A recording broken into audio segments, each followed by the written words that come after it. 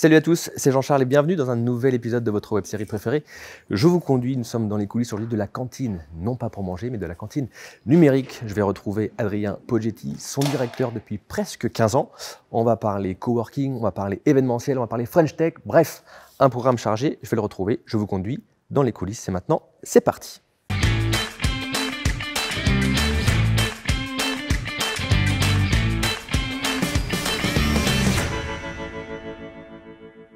Salut Adrien. Salut.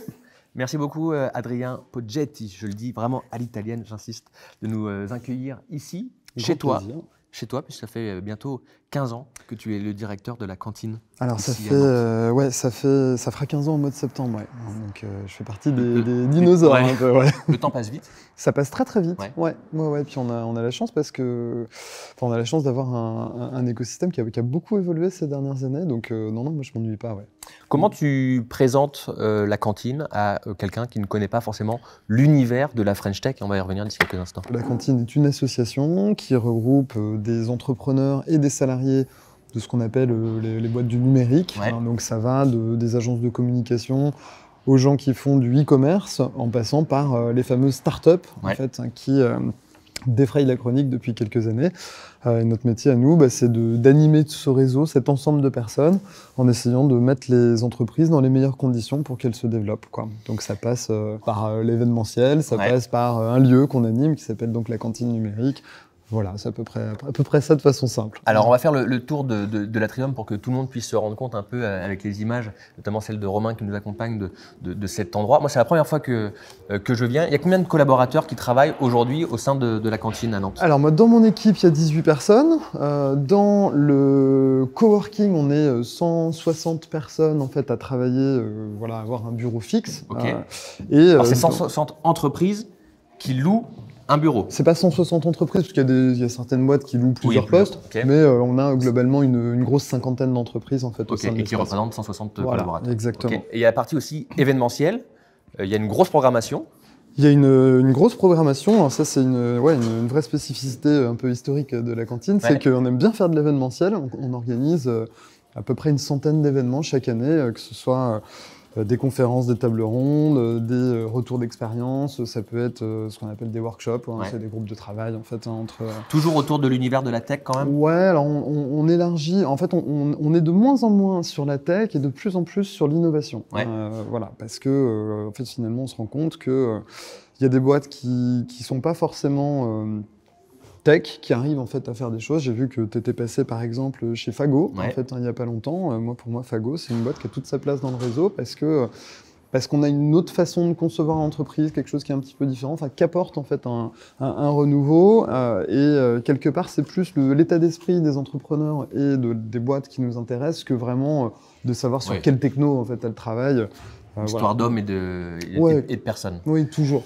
C'est un peu les réseaux, c'est ça. C'est exactement. Tu parlais de réseau aujourd'hui. Il y a combien d'entreprises qui adhèrent au réseau de la cantine? Sur l'association, on a un petit peu plus de 300 entreprises qui sont membres en fait aujourd'hui, principalement des boîtes qui sont basées sur Nantes Métropole et la région Pays de la Loire. Ok.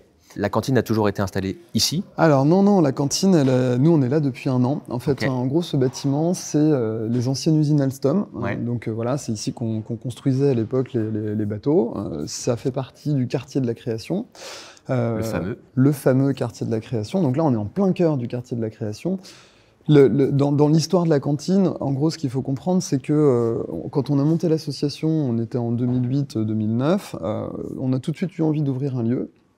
Alors on a une histoire un peu mouvementée là-dessus parce que on a ouvert un premier lieu donc au niveau du quartier de la Madeleine en fait, juste à côté du CHU en fait, en 2011, qui a brûlé en 2016 et puis on a été trimballé un peu à droite à gauche. Mais ce qui est intéressant en fait là-dedans, c'est que dès 2011, Nantes Métropole nous avait dit nous on accepte en fait de financer et de subventionner l'association à condition en fait que vous de votre côté vous acceptiez au moment où le quartier de la création va sortir, de contribuer à l'animation de ce quartier en vous installant en fait sur place. Et donc cette halle, qui s'appelle donc la halle 6S, ça fait un peu plus de 10 ans maintenant qu'on travaille dessus, sur tous les aspects de programmation, d'animation. Et quelque part, on arrive là depuis un an en fait, à la concrétisation d'une vision qui est portée depuis presque une décennie par l'association et la collectivité. Donc c'est hyper chouette pour nous, c'est un vrai nouveau départ. On parlait de la programmation très riche d'événements. Je vois l'affiche qui est juste là, à notre gauche. On ne peut pas ne pas parler du Web Today, qui est, je pense, l'événement numérique le plus important de Nantes. De Nantes, puis même de l'Ouest. De l'Ouest de la France. Quoi, ouais. Comment la création de cet événement a été portée par la cantine et par tes équipes? Dès le départ, dans les gènes de l'association, en fait, l'événementiel, il était un peu ancré. Alors, ce qui est assez paradoxal, parce qu'on peut me dire, mais c'est des questions qu'on a eues au début, dire, mais attends, vous bossez dans le numérique, avec tous les outils que vous avez, pourquoi vous avez besoin de monter un lieu? Pourquoi vous voulez faire de l'événementiel? Enfin, c'est un peu contradictoire. Nous, on est convaincus que non, pas du tout, parce que quand bien même on bosse dans le numérique, il n'en demeure pas moins que les gens, ils ont besoin de se rencontrer, et c'est souvent par les rencontres en fait, qu'on arrive à faire naître des choses. Quand j'ai été embauché donc en septembre 2008, moi, en tant que DG de l'asso, tout de suite dans la feuille de route, il n'y avait pas grand-chose de posé, mais il y avait, on veut monter un lieu et on veut monter un événement qui rassemblerait un petit peu tout le monde sur l'écosystème. Et on a déjà le nom, en fait, ça s'appelle le Web Today. Et 15 ans après, le Web Today est toujours là. Donc on avait cette envie de monter un événement qui fédère un petit peu l'écosystème. Au début, c'était un petit peu, puis maintenant, c'est beaucoup, parce que c'est un événement qui a quand même énormément grandi en fait, sur les dernières années.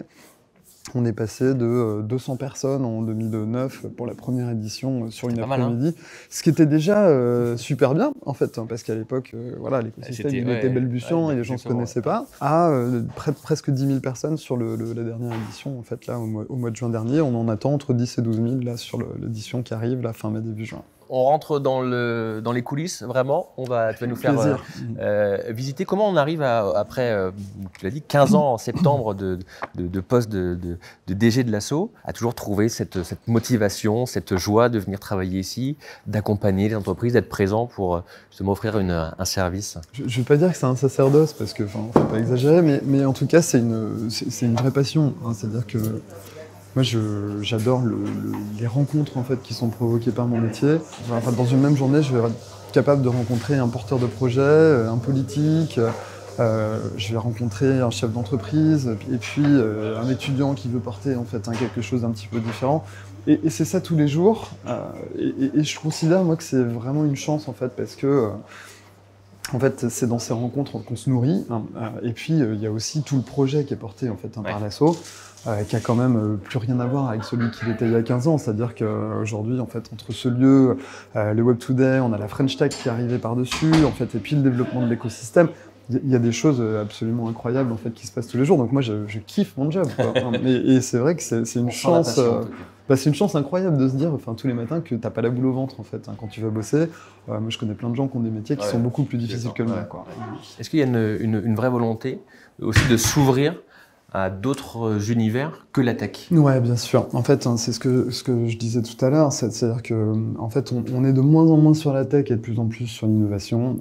Et pourquoi? Parce que le numérique, autant c'était une nouveauté en fait il y a 15 ans de ça, même il y a 10 ans on peut dire, autant maintenant, je connais pas une entreprise qui travaille pas avec des outils numériques. Et en fait, quelque part, le numérique, il a une vocation à disparaître, en fait, à s'intégrer en fait, dans toutes les boîtes, dans tous les métiers, ils ont changé avec le numérique. Et finalement, c'est moins ça qui est intéressant, en fait, que ce que les gens en font. Et c'est vrai qu'en fait, dans la feuille de route que nous, on s'est fixée, il y a une vraie volonté d'ouvrir l'écosystème. C'est-à-dire que moi, mon envie, c'est que demain, la cantine soit une porte d'entrée, pas que pour des jeunes start-upers ou des boîtes un peu confirmées dans le numérique, mais aussi pour des entreprises, des ETI, des PME, en fait, qui ont envie d'innover ou qui ont envie de s'ouvrir en fait, à d'autres choses. Et c'est ce qu'on commence à faire. Donc on a des boîtes comme Manitou, comme Cercel, on a Dubreuil, en fait, on a Sodebo, en fait, qui commencent à adhérer à l'association, en fait, de façon en fait, à nourrir un peu les équipes. Et voilà, on programme, nous, on a des programmes sur mesure pour elles, quoi. Adrien, on voit partout où on passe des endroits où on peut poser une tasse, un café. D'où vient ce nom, la cantine? Ah, ça c'est une question, j'aime bien quand on me la pose parce que en fait, on n'a pas inventé la cantine. La première cantine, elle a été inventée à Paris, dans le Silicon Sentier. C'était déjà quelque chose Je connaissais la Silicon Valley, mais je ne connaissais pas la Silicon Sentier. Il y a à Paris un truc qui s'appelle le Silicon Sentier, qui est un peu la mecque des entreprises du numérique, ou en tout cas de l'écosystème historique de Paris. Ouais. À l'époque, quand nous on monte la cantine, qui s'appelait à l'époque Atlantique 2.0 à Nantes, il y a cette première cantine qui ouvre à Paris, qui est un lieu un peu magique, en fait, qui est le premier espace en fait, où les entrepreneurs du numérique peuvent se rencontrer. Et on a tout de suite cette envie d'implanter ce concept en fait sur Nantes. Alors, ça viendra effectivement 2 ans plus tard. Et l'idée de départ, c'est de se dire que les entreprises du numérique, c'est notre cible au début, en fait, sont souvent en fait, des petites boîtes. Qui, en fait, en gros, ont quand même besoin d'échanger, en fait, pour pouvoir, en fait, progresser. Et techniquement, on se rend compte que souvent, dans les grands groupes, l'échange, en fait, entre services, il se passe à la cantine. Ouais. Et donc, il y a un petit clin d'œil, en fait, de se dire, nous, on est des petites boîtes, on peut pas, en fait, se créer des réfectoires, parce qu'on n'a pas les moyens, en fait, voilà. Mais on a quand même besoin de ces espèces d'espaces de respiration qui permettent en fait à l'information de circuler en fait dans un grand groupe, c'est entre services. Bien sûr. Nous à notre échelle c'est plutôt au niveau de l'écosystème et c'est donc ce clin d'œil en fait. Mais c'est vraiment une référence à ça. C'est pour ça c'est un peu une MJC en fait des professionnels. Ouais, c'est ça, mais vraiment en fait. MJC B2B quoi. C'est un peu ça, ouais, exactement. C'est une bonne formule. Est-ce qu'on peut aller dans la salle événementielle, salle encore une fois que tu peux louer à qui veut. Hein. Tout à fait. C'est une salle, c'est très flexible, c'est pas très bien rangé, mais ça donne un aperçu. En fait, donc elle est totalement équipée, je vois une régie, donc t'as micro, t'as son, t'as tout ça. On a absolument tout ce qu'il faut, régie, en fait, captation. Aujourd'hui, on sait tout faire en fait là-dessus. La cantine, en l'espace de 15 ans, c'est plus de 1500 événements organisés. Donc il y a beaucoup de choses qui se sont passées. Dans ces murs. C'est quoi l'événement pour toi alors je mets le Web2 de côté, hein, mais l'événement qui t'a le plus marqué ou un top 3, je vais pas demander l'événement. Il y a beaucoup de trucs, mais en fait, alors on aime bien faire des pas de côté de façon assez régulière. Donc on a reçu quand même des gens assez costauds en fait. On a eu par exemple Guillaume Pépi, qui était l'ancien patron de la SNCF. On a reçu aussi Michel Desjoyaux. En fait, donc on a eu des gens. Ils venaient dans quel cadre ? En fait, souvent invités par des boîtes ou pour discuter avec des entrepreneurs en fait du territoire. À chaque fois, ça donne lieu de toute façon à des échanges qui sont super riches. Et c'est vrai que c'est quelque chose. Alors les navigateurs, on aime bien. On a François Gabard qui est venu à la cantine déjà aussi. Mais je dis ça, j'en oublie parce que en 15 ans, on en a vu passer quelques-uns. On a eu des ministres en fait, évidemment. Il y a un côté très convivial en fait dans ce qu'on fait. En fait, on a un ADN en fait qui se veut assez chaleureux et où le contact et la proximité est assez facile en fait avec le public. C'est-à-dire qu'on n'est pas sur une salle de 500 places. Globalement, les gens quand ils viennent, donc du coup, c'est assez facile en fait de se connecter. C'est propice justement à aller se mêler les uns avec les autres. Et puis après, tu me parles d'événements. Moi, il y en a un que j'aimais beaucoup qui s'appelait le Startup Weekend. On en a monté nous une dizaine en fait. Et puis on a fait notre propre format en fait après. Ouais. L'idée, c'était d'enfermer des gens pendant tout un week-end pour qu'ils montent leur boîte. Ouais. Et ça donnait en général des choses vraiment, vraiment sympas. C'est quoi les projets à venir, l'ambition pour la cantine, pour 2023, pour les années à venir? On a une structure associative, on bosse ces projets-là avec notre conseil d'administration, en fait, qui est donc représenté en fait, par des membres élus en fait, au sein du réseau, donc des dirigeants d'entreprise. C'est une question qu'on s'est beaucoup posée ces 2-3 dernières années. Notre ambition, en fait, aujourd'hui, elle est vraiment de mettre l'écosystème du numérique au service des transitions. Transition écologique, transition sociale, transition sociétale. Parce que on est intimement convaincus que on doit prendre notre part en fait dans les changements en fait en cours.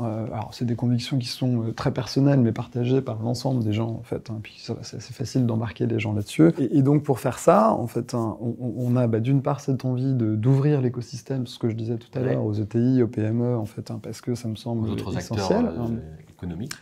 Et puis on a un vrai cheval de bataille sur des questions comme la parité, en fait, comme vraiment la transition écologique. Là, par exemple, cette année, on va essayer d'embarquer toutes nos boîtes en fait à faire des bilans carbone, parce qu'on est convaincu qu'il y en a plein qui ne l'ont pas fait encore cette démarche-là. Et puis on a un sujet aussi sur la souveraineté numérique, c'est-à-dire comment on fait en sorte en fait que, si possible, on utilise des logiciels français ou européens, peu importe en fait, mais qu'en tout cas, il y a une meilleure préservation de nos data, en fait, dans des environnements un petit peu plus intègres. Okay.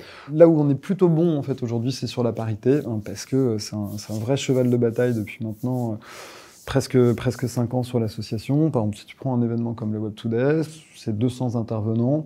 On a autant de femmes que d'hommes en fait sur scène. Ce qui est là pour le coup assez. Et on le dit pas trop. Et pourquoi d'ailleurs tu veux pas communiquer dessus parce alors que c'est quand même extrêmement rare? En fait, je suis d'accord. Alors, je me bats un peu avec mon équipe. Moi, j'aimerais bien qu'on communique plus dessus. Mais en fait, en vrai, je pense que mon équipe qui a raison, c'est qu'en fait, ça devrait même pas être un sujet. C'est une évidence. Et je comprends en disant ça qu'effectivement, normalement, c'est la normalité, quoi. Donc nous, on est très très à cheval en fait sur les sujets de parité. Et en même temps, ça marche parce que je pense qu'il y a une vraie prise de conscience dans beaucoup de boîtes aujourd'hui que ces sujets-là, en fait, on peut plus les mettre sous le tapis. Il faut y aller, quoi. Donc on est content d'être plutôt faire de lance en fait sur des sujets comme ça, quoi. On a parlé de l'ambition de la cantine, mais ton ambition à toi, qu'est-ce qu'on peut te souhaiter? Moi, en fait... De faire encore 15 ans? Alors, faire 15 ans, je sais pas, il y a un moment, peut-être pas 15 ans. Parce qu'on l'a pas dit, mais tu as été entrepreneur avant de prendre ce poste de directeur. Donc quand les adhérents au réseau, les gens qui travaillent ici viennent te voir, tu sais aussi de quoi ça parle, quoi. J'ai pas monté une licorne, comme on dit, parce que sinon je serais peut-être pas là aujourd'hui, je sais pas, encore que. J'ai vu un peu effectivement les vicissitudes de l'entrepreneuriat, au moins quand on commence. C'est vrai que c'est un parcours du combattant, un entrepreneur tout seul au démarrage, ça fait des hauts, des bas, en fait c'est compliqué, et c'est vrai que c'est une expérience qui moi me sert encore aujourd'hui, ouais, bien sûr. Et puis après, moi après ça fait 15 ans sur la cantine, je fêterai mes 15 ans au mois de septembre, j'ai presque le sentiment d'être moi aussi chef d'entreprise, parce que... tu l'es, parce qu'il y a l'équipe à gérer, il y a le lieu à faire tourner. C'est ça, en fait. On a, nous aussi, nos problématiques financières, nos problématiques de management, en fait, de pérenniser un petit peu la structure. Donc c'est des problématiques au quotidien qui s'apparentent beaucoup à celles d'un chef d'entreprise. Donc ça, moi, je trouve ça plutôt sympa. Donc ce qu'on peut me souhaiter, c'est d'abord, en fait, effectivement, que la cantine se porte bien, en fait, qu'elle continue de se développer. Et puis, en fait, en réalité, moi, j'espère vraiment, en fait, qu'on va réussir à engager cette transition-là. Je le dis pas dans une ambition marketing, en fait, mais c'est une vraie conviction. C'est-à-dire que moi, je suis assez convaincu que la tech, alors je suis pas techno-solutionniste, mais quand je vois l'énergie en fait de certains porteurs de projets, les problématiques qui sont adressées aujourd'hui, en fait, avec lesquelles les gens arrivent, je me dis il y a un truc qui est en train de se passer, et nous on a en fait un vrai rôle à jouer dans l'accompagnement en fait, de tout ça, et ça marche aussi avec les grands groupes ou les ETI. Qui pour certaines en fait ont aussi un peu des vraies questions en fait sur ces sujets-là, et moi je suis convaincu qu'il faut qu'on arrive à cranter quelque chose pour aider en fait ce mouvement en fait à aller dans le bon sens et qu'on aille vers un futur un peu plus désirable que ce qu'on a aujourd'hui, quoi. Bon, c'est tout le mal qu'on souhaite à la cantine d'avoir ce rôle. Merci beaucoup Adrien Pogetti de nous avoir accueillis, directeur général de la cantine numérique à Nantes. On se retrouve très prochainement pour un nouvel épisode de votre web-série préférée, Je vous conduis. Allez, je vais prendre 2-3 leçons pour coder. Et puis après, j'espère que je ferai mon site qui vaudra des milliards. À bientôt, bye bye. Je vous conduis vous a été présenté par le CIC West.